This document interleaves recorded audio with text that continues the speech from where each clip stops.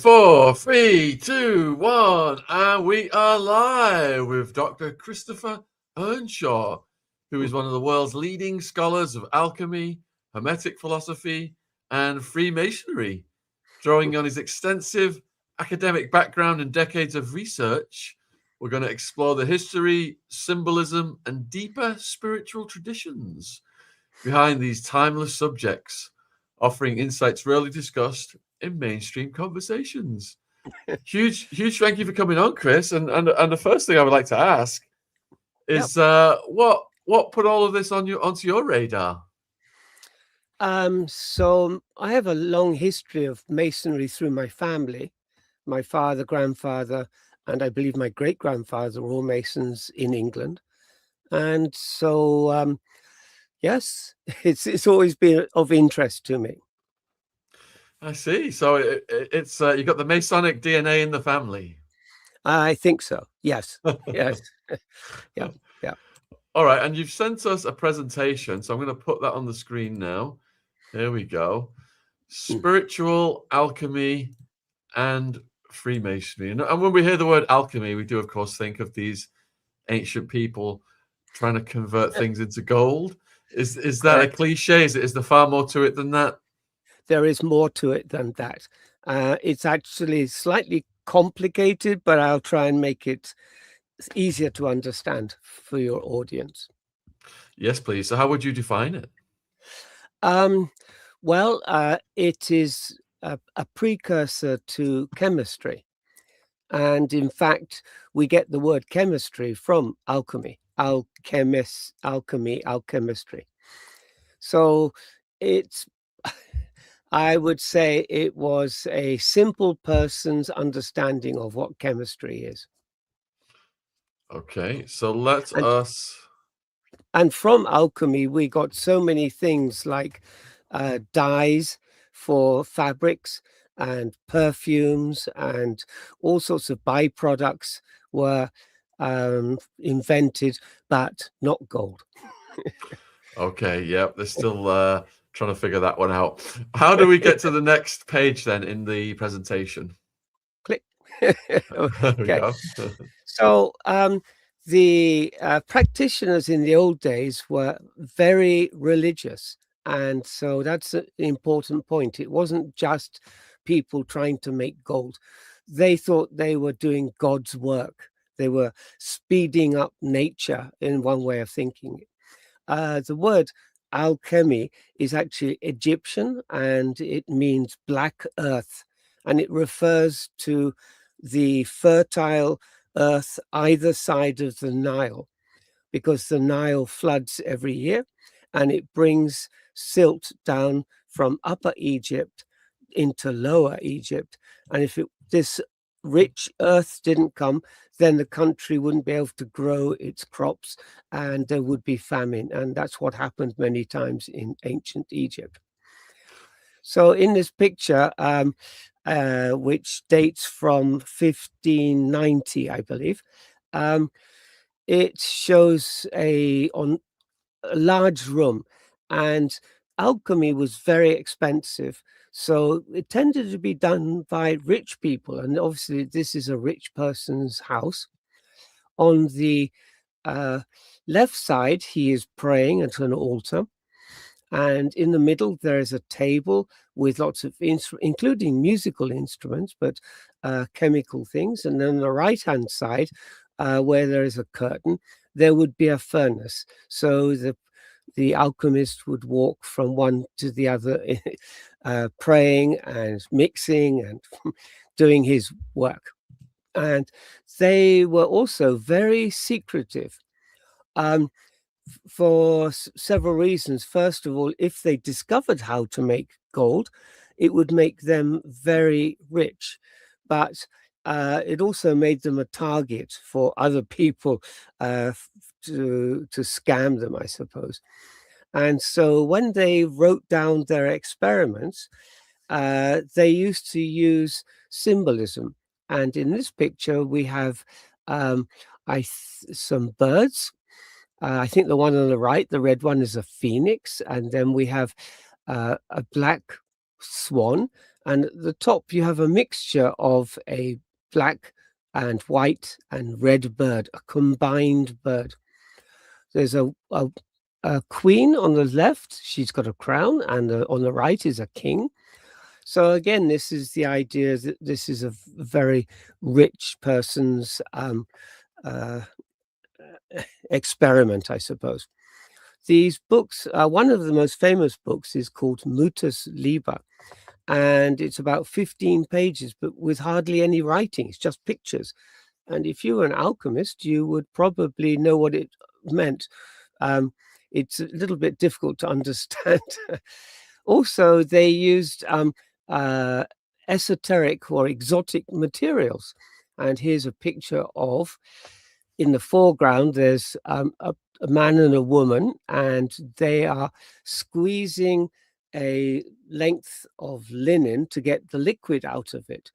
And behind them, they have these sheets which have been prepared to collect dew in the morning, because early in the morning, the ground gives off liquid, and this dew was collected, and they believed that it had special qualities to it. And you can see in the background the red and white stripes. This is the influence of heaven coming down onto earth, and they believe that this influence had a kind of intelligence to it, and that would be collected in the dew. And this was one of the particular or special ingredients to make the philosopher's stone. And this stone, which wasn't a stone, but it was probably more like a catalyst, and this catalyst would be able to convert base metal, such as iron or lead, into gold. And this dew also appears in Freemasonry. However, very few Freemasons recognize that, which is a bit sad. Anyway, that's part of my challenge, is to teach people. To do the experiments, they used difficult furnaces. On the right, there's this furnace, and many times they had triple furnaces. And the triple furnace was based on the Trinity, again, from the connection to doing God's work. And so they would use everything in threes. They needed very high temperatures, often, like, I think iron melts at something like 2000 degrees centigrade. And to get these very high temperatures, they would use charcoal and coal, but they would force air into these furnaces, or either by blowing it or using bellows. And so alchemists became known as puffers. They were puffing air into this furnace. The other important thing about alchemy was that it was a 7-step process. And so from going back over, say, 200-300 years, they had kind of found that the most important parts of alchemy were in 7 steps, which was burning, dissolving, separating, joining, fermenting, distillation, and then coagulating. So that was first talked about by Newton, and he translated something known as the Emerald Tablet, and these 7 steps were in the Emerald Tablet, which is actually a script, sort of sacred script. And they also used 7 alchemical metals. And this is also in Freemasonry. Again, if somebody's looking for it, they would probably find it. One of the interesting things about science in those days was they still didn't have a complete understanding of how things worked. So they thought that metal was growing underground, and you started off and it just got bigger, and it sort of developed. It put out roots. because when people dug up copper or gold, they saw it in veins in the rock, and they thought it was rather like the roots of a tree, that they just it grew. And so from there, they thought that a simple metal, which they called a base metal, was iron, and then it grew from iron into tin, and then grew into copper, into lead, mercury, then into silver, and finally into gold. And they felt that their job was to hurry the process along and use copper or lead, and then somehow with pressure and mixing or whatever, make it into gold. And it was a really expensive uh, process, because you needed all these different metals. And so it became, as I showed at the beginning, the big room. It was practiced by rich people, including kings and popes of the Catholic Church. And so it had a moniker. It was known as the Royal Art. And in Freemasonry, the word Royal Art comes up a lot. In modern times, what is interesting is that people have still tried to make lead into gold. One of the problems is that lead is made up of 82 protons, while gold is made up of 79. And to get rid of 3 protons takes a lot of energy. They use something called nuclear transmutation, and it uses so much energy that the cost of the energy far exceeds the amount of gold that you will make. However, it was has been successfully done in 1951 by the Nobel laureate Glenn Seaborg. He's an American physicist. So it is possible, but people are not doing it. It's rather like making diamonds, which is actually easier now than it used to be, but similar process. So that's the background to what alchemy is. If I now look at the objective of alchemy, and alchemy's objectives changed over time. There are basically 4 types of alchemy, and the first one started around 500 BC in China. So we're talking 2,500 years ago. And it was an elixir, something you could drink, and they called it the elixir of immortality. So the first Chinese emperors, they had this wish that they could live forever. I mean, everybody does, but not many people have the resources to do experimentation. So the emperor set up a department of alchemy with a chief alchemist and several, rather like a laboratory, and many under alchemists. And he sent these alchemists all around China, collecting samples from the country, samples that could be used, and getting stories from local healers about people who've lived a long time, etc. Well, I think you know that China is about the same size as Europe, which is 10 million square kilometers. So it's a very large place. But after a couple of 100 years, having focused on mercury, for them, mercury was a very unique product because it's a liquid metal. It's the only liquid metal. It's made from cinnabar. And they thought that this had some unique properties, and they weren't sure what they were. Eventually, they settled on 3 prime materials: mercury, sulfur, and magnesium. And all of these are very dangerous in their own ways. Mercury, when heated, gives off fumes which are poisonous, and it was said that perhaps Isaac Newton died prematurely because he had been heating mercury. Magnesium and sulfur, of course, explode, so it's all very dangerous. Anyway, they made these concoctions and they had to produce something for the emperor, and they tried them out on convicted prisoners. And so they said, well, if you drink this and you live, we will spare you your life.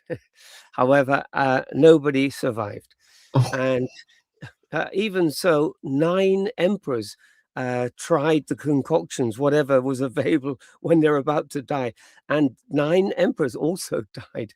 So mercury is a very dangerous product. yeah. So Do you they, remember? Do you remember the mercury thermometers? And they said if you ever break a yeah, mercury thermometer, they had very yeah. specific instructions how to deal with it. Yes, it is dangerous. Yes, there's not much mercury in a thermometer, though, so I think that's we don't have to worry about that now. So about 100 BC, a new emperor came, and they realized that they the chemistry wasn't working, and so instead of making a physical product, they decided what was necessary was a spiritual transformation. And at the time, Daoism, going back to also 2000 BC, it was the national religion. There was no Buddhism, there's nothing. It was Taoism. And Taoism, there were different types of Taoism for the nobility, the emperor, and the general people, and then there was shamanistic Taoism. But anyway, so they practiced this technique, and what they found was that they could leave their body in something known as astral travel. And they learnt this technique, they wrote it down on a scroll, and the scroll is known as the Secret of the Golden Flower. This scroll was, in those days, wasn't really block printing, wasn't I think it might have been invented, but they weren't using it. They tended to borrow scrolls and then write it out by hand and then pass the scroll on to somebody else. And in fact, in the 1700s, Newton was doing the same thing when he got a very valuable alchemical book. As there was only one of them, he would write the whole book out by hand. Anyway, so where are we now? So we got here, and that is all explained. The alchemy bit is explained in this book on spiritual alchemy. I used 3 of my texts to write this presentation. These are the 3 emperors who were particularly interested in making the elixir of immortality, but there were many more over the years. And so China was trading at that time. China's a red line, it's not very good, but they traded with India, and the Indians traded with the Arabs.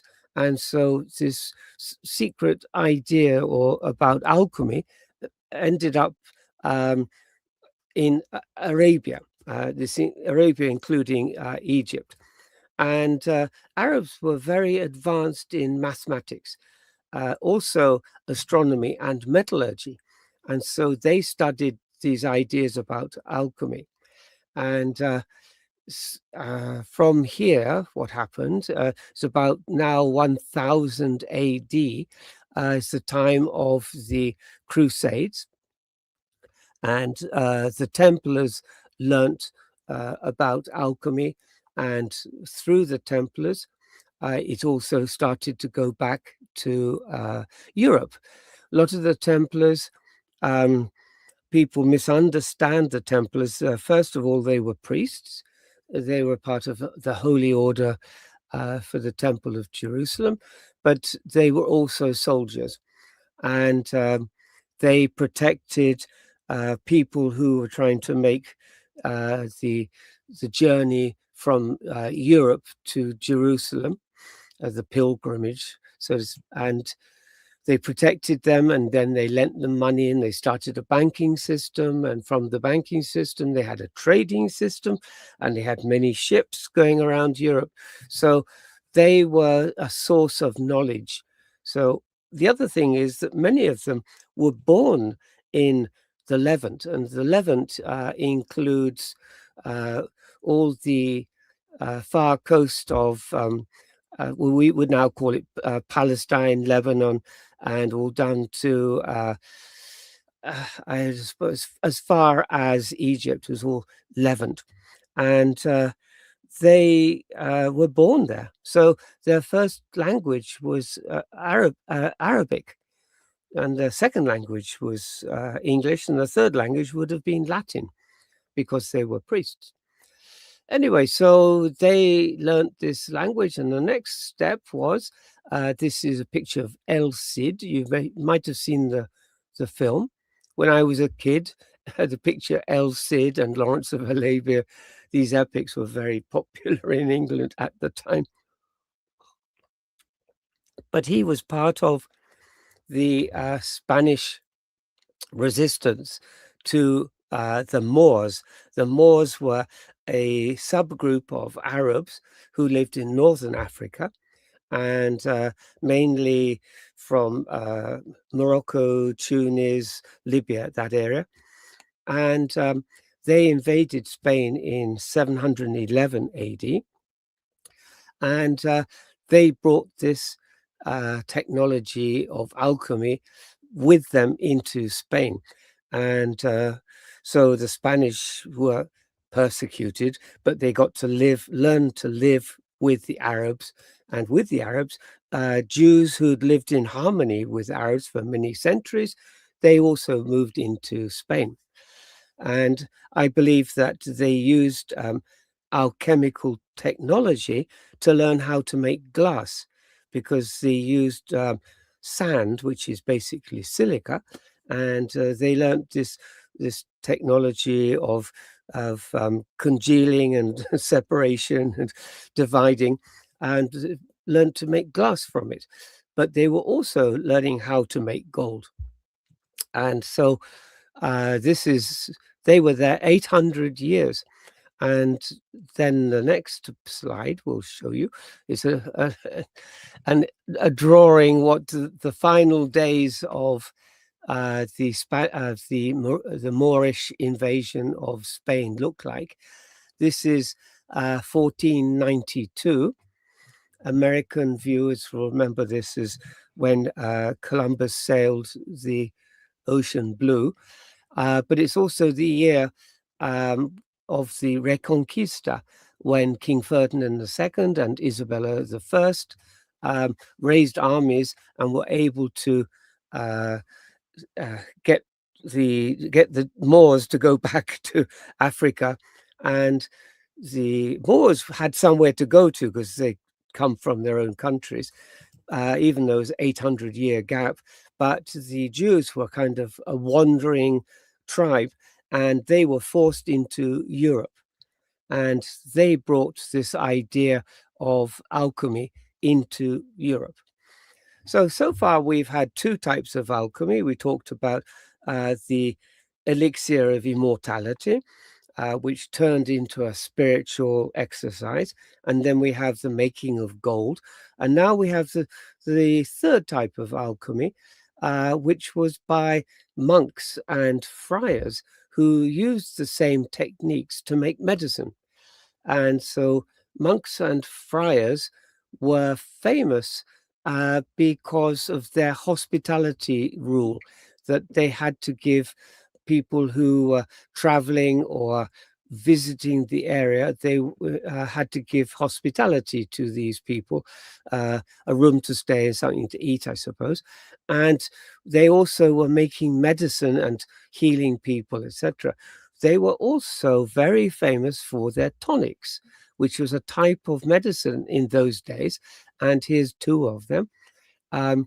So you have on the left Benedictine, and both of these are still popular nowadays.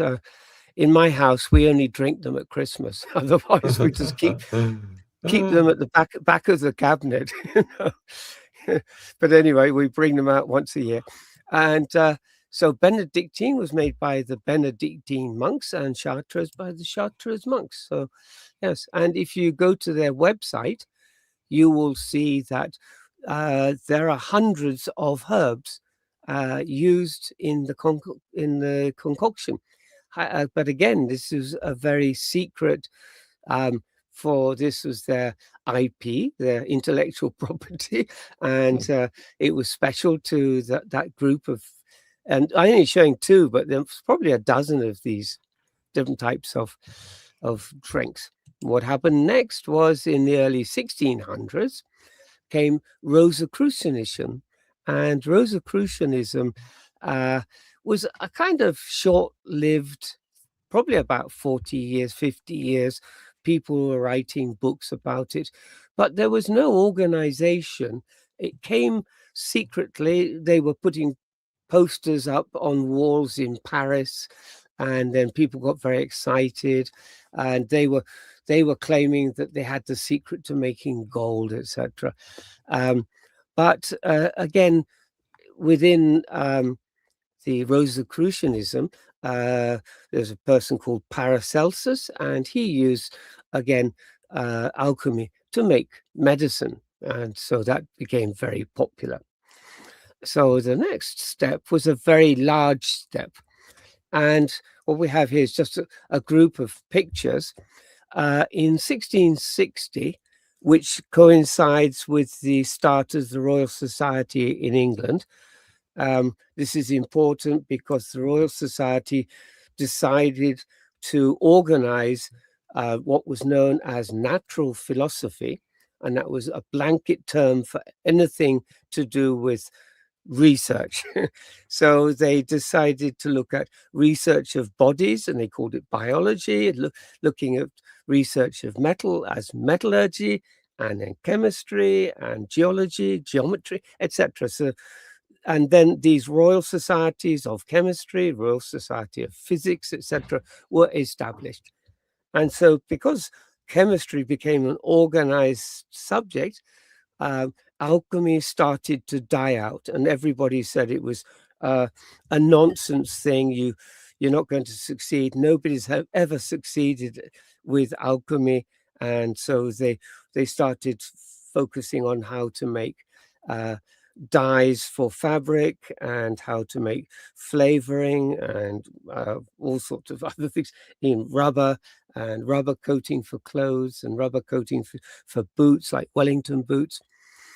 Anyway, so at the same time in 1660, tea was imported into Europe, and it became particularly popular in England. And what is interesting is that it was actually green tea that the English were drinking, not what we drink now. We call it Ceylon tea, or in the Far East we call it red tea. But in England, they were drinking green tea because red tea hadn't been invented by then. And so with it, what happened is that there was a lot of trade with China. They brought the tea, then they brought silk, and then they brought teacups. And the teacups was very important. It wasn't just teacups, but plates and China ware. And China ware became very sought after by the aristocracy. For the importers, it was very important because China ware is very heavy. They packed it into wooden barrels, and they used it as ballast for the ships, so the ships don't turn over in bad weather. So it served two purposes. It was like a byproduct. They were bringing upper decks. They had silk and other things like furniture and clothes and other things, and tea, of course. And down in the lower decks, they had ballast, and it was the teacups. So it all went together well. They had teacups and something to put in the teacups. And this picture shows, for example, near St. Petersburg in Russia, on the top left, there's actually a Chinese village has been constructed, and all the houses are Chinese style, and there's a pagoda there. The bottom left, the furniture was tended to be black, but it had Chinese pictures painted on it. And this became a style that was very sought after in Europe, known as chinoiserie. The top right is the House of Confucius that was built in, I think it was in Hyde Park, and it was, no, it wasn't Hyde Park, Kew Park. Yes, in Kew Park. And below it, there was a 10-story pagoda that was not only built in London, but it's still there. I don't know if anyone's been to Kew Gardens. Look it up on the internet. But the 10-story pagoda was just being refurbished with government money. It looks splendid. It's been there over 300 and something years. Quite surprising. So furniture, and then besides small things, we had wallpaper, which was hand painted in China. And then we had gardens, and my family house, our garden is divided into sections. We have an orchard, and then we have lawns, and below the lawns we have somewhere we used to call the dell, and that was a Chinese garden. And I only realized that like 2 years ago while I was writing this book. Oh, sounds like my garden. And what was unique about it, it had lots of small, probably how big? 3 or 4 times the size of a bath, very small little lakes, and they trickle down into another lake, and it just goes down the hill like that. And around, we had bamboo, and we had 3 types of bamboo. Sasa, which is a thin grass-like bamboo, very thin, thinner than a pencil. And then we had normal bamboo, and then we had black bamboo. And as a child, I just never thought anything of it. I see it all the time. And among that, they had, at various points, they had these orchids that have been planted in 2 and 3. It wasn't a row of them. It's just one at a certain auspicious point, and it goes down, and there was another one. I mean, but thinking about it, it was quite a big deal. Anyway, so people were making gardens, and I lived in Guildford, and so this is how far. So all over the country, people were doing these things. There are houses in Hampstead in London. There's one Chinese one, and it's still there. It's got Chinese roof, and the name's changed. But then what happened? I lived in Guildford for over 10 years. Oh, right. So I was outside, was near Shamley Green. Oh, beautiful. Yeah. Gorgeous out there. Yeah. All the gardens, countryside. The Bricklayer's Arm. And then further along was Cranley School, where my grandfather went, and we lived just in up the hill there. Yeah, I used to be a regular guest speaker at Cranley. Cool. Yeah, it's small world. Yes. So, and what's also interesting is, if you look around London, there are many examples of Chinese things left over that have been there years. For example, in Buckingham Palace, they've just opened a new section, which I'd really like to see, but it's full of Chinese. I mean, we're talking about several 100-year-old Chinese ceramics, very, very valuable, and they've just opened it to the public. Carlton House, Brighton Pavilion, they're full of Chinese things because people were importing and collecting. And anyway, so what happened then was this is a picture of a Chinese house. It's actually part of an organization called Tiandi Hui. I was going to include it here, but I thought the conversation would be too broad, so I left it out. But it's part of the Daoist conversation. Anyway, let's move on. So 16, this is a picture of Lord Macartney on the first diplomatic mission to China. And so, considering all the trade we were doing, you'd have thought the government would have sent someone earlier. Anyway, this is typical English story. The trade mission failed because Lord Macartney refused to bow to the Emperor of China. Yeah, well, this is a guy, with 100,000 people, soldiers, and you're a guest. And anyway, the Emperor of China, Qiang Long, and so it didn't go well. And there was a second one, and for the same reason, the second one also failed. I was just people don't. Anyway, so then what happened was, this is a interesting picture. I don't have the color one, shame. This is a picture of the Prince of Wales. It's at the end of 1700s. It's a lot of things are hidden in this picture. Very interesting. But he is shown with Chinese on the right and left side, people wearing gowns and Chinese style hats. And but in fact, I don't really think he had Chinese servants. I think perhaps sometimes they dressed up. He's shown here with on the left side of the picture, Fitzherbert. I forget her first name. Anyway, that was his mistress, and on the right was his daughter. And he was, at the time, was the Prince of Wales, and he was in hot water with Parliament. He later, at the time, he was also the Grand Master of the Grand Lodge of England. He weighed something like 14 stone, and anyway, he did like his food. He became King George IV. I think for 18 forget the date, 1812, something like that. Next picture is so 1839. This is the first Opium War, and after the Opium War, China lost.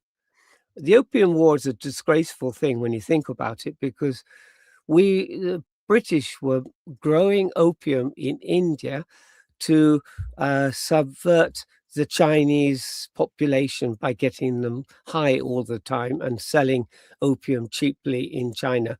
But they wouldn't sell opium in England or anywhere else, only in China. Qianlong wouldn't have it, and then he closed the country to trade. And so all the silks and tea and stuff, we no longer got it in England. So what's an interesting development in England, because when we look at Freemasonry, I like to look at the social history of what was going on at the time. And this is a picture. In fact, it's not the correct picture. I couldn't find the right one. This is a picture of King James I's book about sports. He was encouraging people to take up archery and fencing and riding and all sorts of things. But he said it should be done on a Sunday. And the church didn't agree, and they burnt all his books. And the person doing the burning is the hangman. What they got another name for it? Yeah, the hangman. And so he was the public executioner, and that's his job, to burn books. Anyway, so in 1702, this Dr. William Coward said that the soul did not exist. He just couldn't understand the concept of a soul. When the body dies, the soul dies. And this was seen as blasphemy in England. But they didn't really have a good idea of what blasphemy was in legal terms. The church had its own ideas, but the church wasn't running the government. So the government had introduced a blasphemy law in 1697. So this is just 5 years later after the law was introduced, and it seemed like it was challenging the law. So Parliament debated the whether this book was blasphemy or not. It was found to be blasphemy. All his books were burnt in public, which made his book even more popular because everybody wanted to know what was so bad about this book. And he sold even more of the book. So it didn't really work.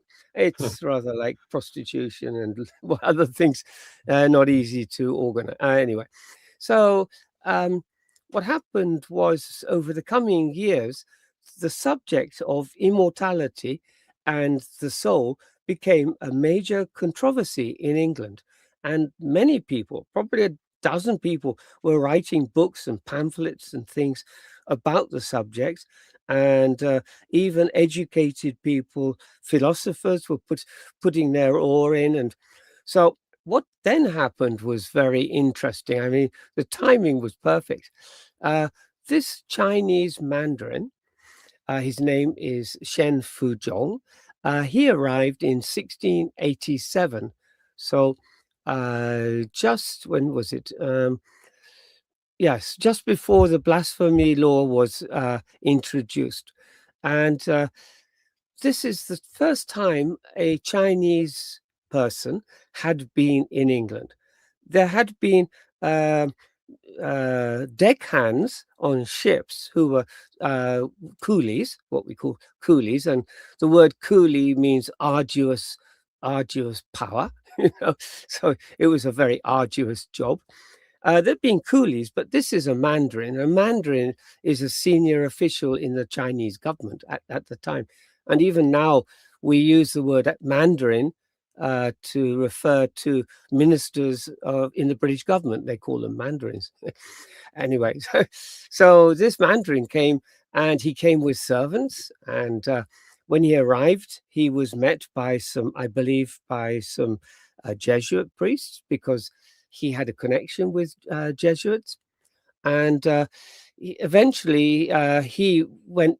He was in. Had an audience with King James II, and King James II liked this person very much. And interestingly, because he had a very strong relationship with the Jesuits, and in fact he wanted to be a Jesuit, he knew Latin quite well. And so educated people in England all spoke Latin. And because the church services were in Latin, and it was just taught Latin and Greek. If you were really educated, like Thomas Hyde, you would speak, he spoke Arabic and Hebrew, Latin, Greek, and I think Persian. I mean, that was really, but anyway, so Mandarin Shen Fuzhong didn't have difficulty communicating with educated people. Anyway, so this painting was done by Godfrey Kneller. It's called The Chinese Convert, because he was thinking of converting to Catholicism. And it's in the Queen's collection at Windsor Castle. It's a large painting, I believe. So he met somebody called Thomas Hyde. I'll show a picture in a moment. And what we were talking about previously, about the Chinese search for elixir of immortality becoming a spiritual exercise, which was written down in The Secret of the Golden Flower, I believe he brought a copy with him. Just as he left China, the book, the scroll had been published as a book. And so he probably either bought the book or wanted the book. And then when he came to England, he decided to give it to a like-minded individual. And he was introduced, and this is the book now, The Secret of the Golden Flower. It's quite complicated and quite difficult to read, but anyway, it talks about how to have an out-of-body experience, what we call astral travel. And why this is important is because if you leave your body, you know that you are immortal. That's it. I mean, and they were talking about immortality and did it exist and does the soul exist and whatever. But this Chinese Mandarin, he had the answer. here's the book. I can show you how to do it. And so I believe this is Thomas Hyde. Shen spent nearly 1 year at Oxford University. Hyde was the senior librarian at the Bodleian Library at Oxford University. Not only that, he was the court interpreter because he spoke 5 languages, and he interpreted for the court and the king. And so there's the connection. So the Shen gave him the thing, and you can see in his right hand he's holding a scroll. And the scroll, if you look at it, and I've looked at it very large, I haven't seen the original, but if you expand the picture, it says stories of gold from my hometown. And I think, oh, okay. So why is and he wasn't just a librarian, he was a professor of Arabic and Hebrew. They didn't teach Chinese at Oxford, and nobody was interested in Chinese, which is a little bit strange, but anyway. But why is he holding a Chinese scroll about gold? Anyway, I think that's what was given to him by Shen. And so what next picture is, so this story, Initiation by Light, tells you all about this connection, the kind of chain of communication. What is it? Anyway, how the story got from one person to another, and the chain of transmission. Right. Yes, and the background to the Chinese, and there were a lot of in Victorian times. There were after the Opium Wars had settled down, and then China was open to trade again. Britain sent some consuls and ambassadors to China, and these were all what we call China hands. They spoke not just Mandarin, but they spoke Fujian and other other dialects, and they saw that there was a form of Freemasonry, and this is 1800s, so Freemasonry had already been had a 100-year history. They thought that this was the origin of. They thought that China was the origin of Freemasonry, and they wrote about it in several books, and I talk about it in my books. Anyway, on to the next slide. So Oxford was a breeding ground for. Let's see. Yes. Yes.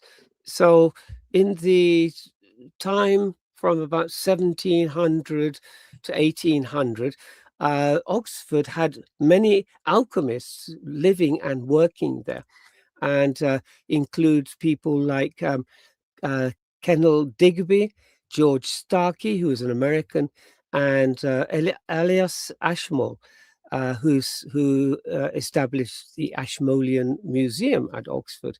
And these people, they studied alchemy. They had texts. They bought texts in Europe, and they were translating them. Anyway, so what happened next was, so Freemasonry was started in 1717.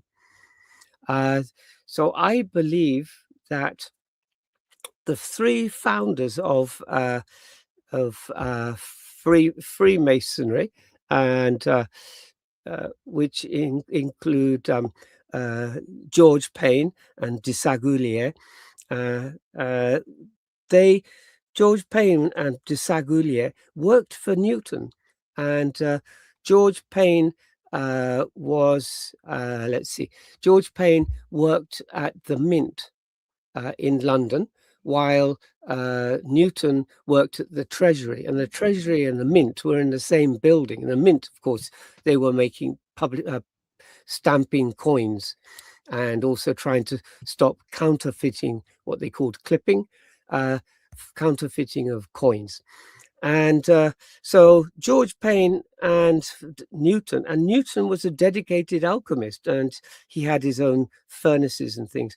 And so he might have met probably knew each other and may have told or talked about what he had heard from Shen. And Newton's secretary at the Royal Society was John de Sagoulier, who was the third Grand Master. And so this connection is just too strange, too impossible, that they didn't hear about it and they didn't talk about it. But Newton didn't want to be involved in Freemasonry because he was dean of Cambridge University and later of Oxford University. He was a very famous, of course, he was the president of the Royal Society, and he didn't know if Freemasonry was going to be successful, or was it going to be stamped out by the government, or what was going to happen. So he lent some ideas, but he didn't lend his name. Let's put it that way. So what I think is that they'd heard about this Daoist idea of astral travel at a time when everybody was talking about immortality and the existence of the soul after death. And they thought, well, let's do it. Let's see if we can do it ourselves. And that's why they set up the organization. But they wanted to make these teachings secret, but at the same time to introduce them to a wider audience, particularly a few select aristocrats. It wasn't open to the general public, put it that way. And so this is an alchemical painting. Is from the what was it called? Hermeticus. Yes, Hermeticus. I forget. And if you know what you're looking at, there are several Masonic symbols in there, in this picture, which is an alchemical picture, but it is also applies to Freemasonry. From here, what we started having is people started writing books about Freemasonry as exposés. And sometimes there was a mixture of truth, there was some lies, there was all mixed. It was a bit murky, but anyway, people were making money selling these type of books, and Freemasonry became so popular. We had within 50 years, we probably had 200 lodges. By 1813, which is 100, there were over 1,000 lodges, and most of them were in London and the greater London area, which would be Surrey, Sussex, Kent, that sort of area. A few in the north of England, but mostly in the south. And so because it became so popular, there were two things. One, people wanted to know what the secrets of Freemasonry were. But secondly, it was a way to make money, because you would collect fees, and you'd have events like banquets, and so you would collect money. And so some unscrupulous people abuse the lodges to make money for them. It's like what happens with crypto and yes, somebody I will not mention. So this here is a picture of an organization which he called the Chinese Order of the Gormagons. And this it was set up by the fifth Grand Master of Freemasonry, called the Duke of Wharton. And he was a very shady character. Anyway, so what it is that the four Grand Masters are in this picture on the right-hand side. One's on the donkey, one's got his head in the ladder. And in front of them are four Asian-looking people. And so what they're trying to say is that these Asian people are leading Freemasonry. That's what I believe it says. And then the next slide is a detail of those four people. The third one, and the letters, the name's got little letters above their heads. So we know, and there's an index at the bottom. So we know that number 3 is meant to be Confucius. And the first one has a sun and the letter for Cinnabar under his and that in Chinese, the character for sun and cinnabar means the philosopher's stone. How these people knew this level of Chinese is quite interesting. Anyway, the second person is a Westerner and is probably meant to be the Duke of Wharton. So here is a picture of what the book talks about. It's complicated, but one important thing is to join the masculine energies and the female energies together. And so you're not over masculine, you're not over feminine. And so this is a problem we see in society now, that a lot of men try to be over masculine and force their opinions and their volition on other people. Some men tend to be slightly feminine, and it works for females as well. Females, well, we use the term butch, but they tend to be over masculine. So it should be a middle road, that you can be a man but sensitive to women's needs and thinking and whatever. You don't have to wear pink shirts to show that you understand how women feel. It's this mixture is what one of the teachings of the Secret of the Golden Flower. And then they show the last picture. It shows above the man sitting down, his head, it looks like a little squiggle, but there's another person above the squiggle. And basically that is his spirit leaving his body in an out-of-body experiment.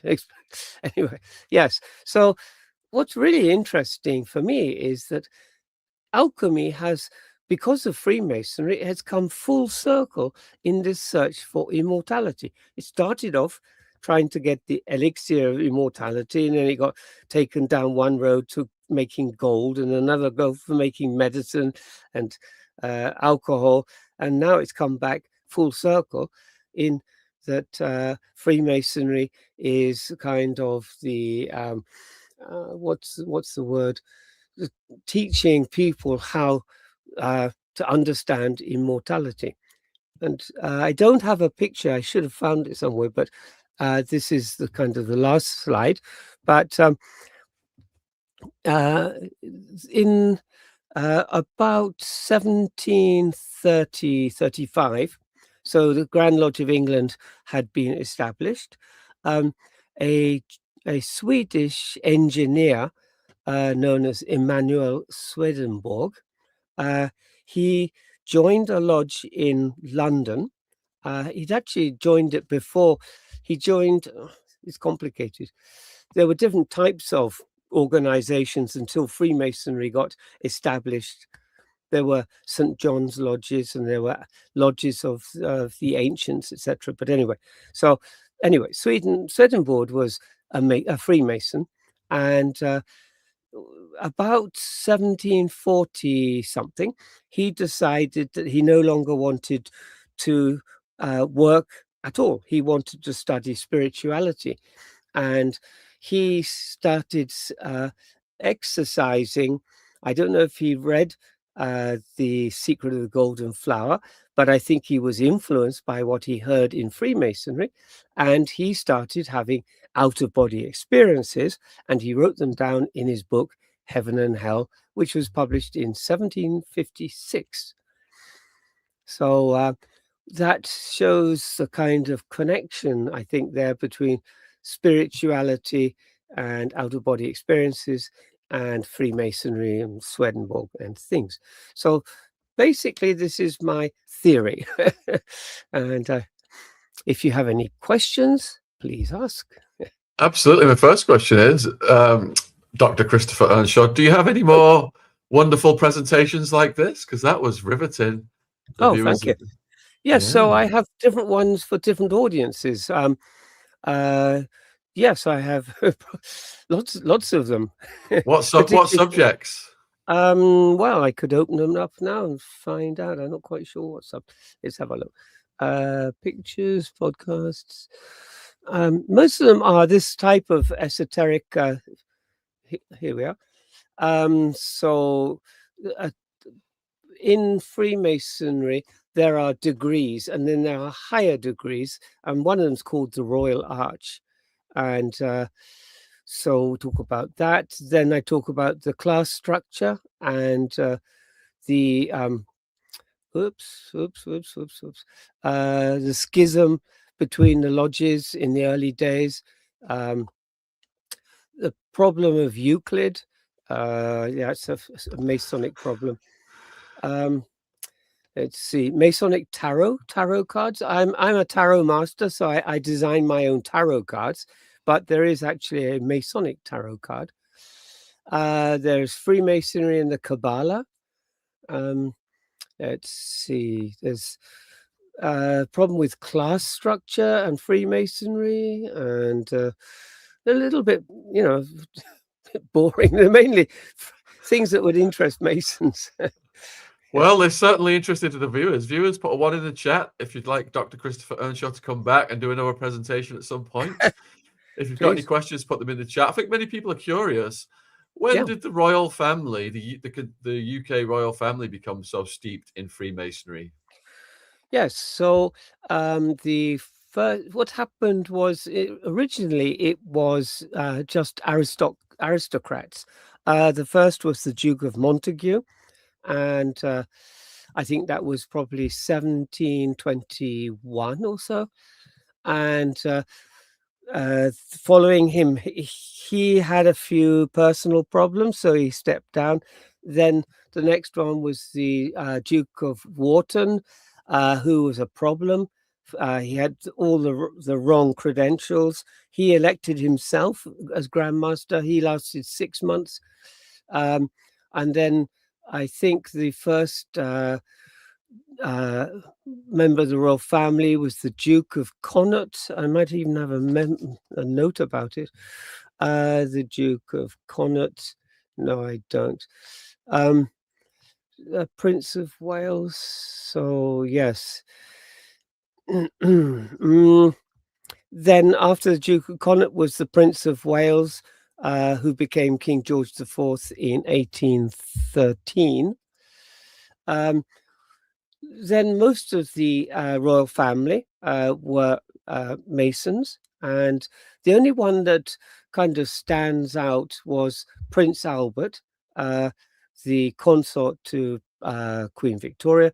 He was not interested in Freemasonry at all, and he said so quite directly. Following him, then I think George V, George VI were. Now the present royal family, King Charles, Prince Harry, and Prince William are not Freemasons, but I think Charles's cousin, or is it Elizabeth's cousin, the Duke of Kent, is actually the head of Freemasonry in present time. So we've had about 15 members of the royal family as Grand Masters. Is it true that Queen Elizabeth insisted that Charles not become a Freemason? I don't know. I haven't heard that. No, it's difficult. It's a little bit difficult in for the royal family. They have a certain outward presentation. They're not private people as such, and so I think that may be true. Yes, yes. Okay, so Mackley's asking, can anyone join the Freemasons, or do you have to have something to offer, e.g., a powerful position? And do they preclude women still, or is there female branches? Yes. So this is actually quite interesting. I believe this is based on Daoism, because in Daoism, it originally was a male-only religion. Females could not attend, and it was part of the court. And in the court, there were no women. Women had lesser roles, like courtesans and other making tea. The officials were all men, and it was their religion for the court. And so in China, the Daoist rituals were all done by men. Nowadays, modern Taoism, women are allowed to attend, but the women sit on the left side and men sit on the right side. In Freemasonry and in Daoism, the left is meant to signify the weaker side of the body, and the right is the stronger side. That's a bit sexist, but that's the way it is. So about joining Freemasonry, anybody can apply to join Freemasonry. What we want are people who are going to contribute to Freemasonry. We call it the craft of free. We want people to contribute to the craft and to be, rather than taking from us or just be freeloaders and just wandering along and seeing what goes on. We want people to get involved. And Freemasonry is a charity. We do a lot of charitable work, and we want people to help us with our work. So you don't have to be, you don't have to have anything to offer Freemasonry. I think you need to be able to offer free time, which is quite valuable nowadays, but you don't have to be the chief executive of a major organization, or you don't have to be very rich, or you don't have to have a high education. None of those things matter. We want good people, yes. So how we define good is difficult, but you also have to be God-fearing. So you have to believe in a higher authority. So we believe we are not a Christian organization per se. Originally we were, but we have opened our intake of brethren to include other religions besides Christianity. And but we believe that we will ask people to take, so we have secrets that we keep to ourselves, and they're not let's see, anything that the CIA would be, or the FBI would be interested in, but we call them secrets, and we want you to keep those secrets as though they were your own secrets. And if you take an oath, we want to make sure you will keep that oath. And the only way we can make sure you'll keep that oath if you make the oath in a higher authority's name, like God or some higher authority. And so in his name, I make this oath. And so if you break the oath, the retribution will come from him, not from the Masons. Anyway, so yes. So Marie says you've talked about the Chinese influence. Yes. Did the Egyptians have influence on Freemasonry? So yes, what happened in England was that England went through three phases, major phases. The first phase was this Chinese, and went on for about 120 or 30 years, where Chinese was so involved or part of English society. And I saw just the other day, I was watching a detective story on television, and I forget what it was. Yes, it was what was it called? It's about a Catholic priest who's a detective, and anyway, Goodfellow. No, not Goodfellow. Anyway, so she was wearing a small Chinese hat, and that was in the 1900s. But anyway, so these things were still around in society.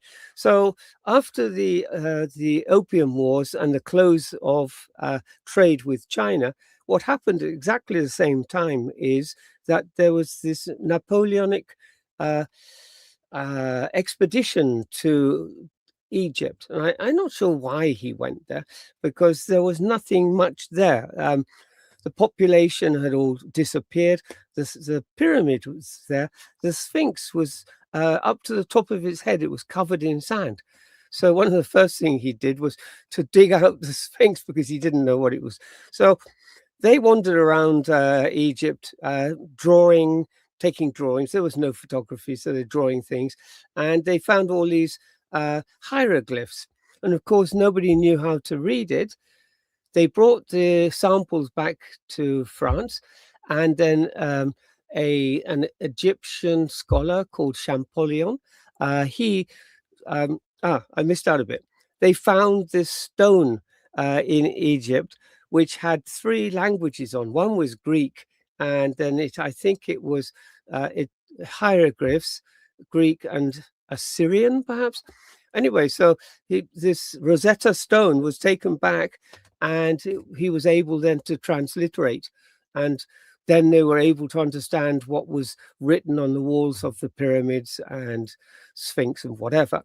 And so because of that, there was this great period of interest in Egypt.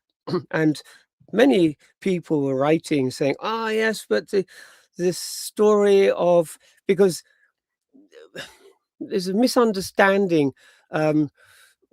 They had a superficial understanding of Egypt because they studied but they hadn't studied all the Egyptian texts, and they hadn't studied for years and years. They just found some samples and they translate, and they believed that Egypt was a religion of death worship. And so they got it all upside down. And then they associated Freemasonry with Egypt, and that Freemasonry was concerned with death. We're not, but there is a part of Freemasonry where somebody dies. But so they were kind of making these strange allusions between the two where there was no truth at all. And that went on for another 50 years until about 1850, and I don't have I should have the date down here, shouldn't I? Queen Victoria, she became queen in 1837, and then soon after she became the Empress of India. And because of that, everyone flocked to India, and suddenly India was the flavor of the week. Everyone forgot China and Egypt. It's all India now.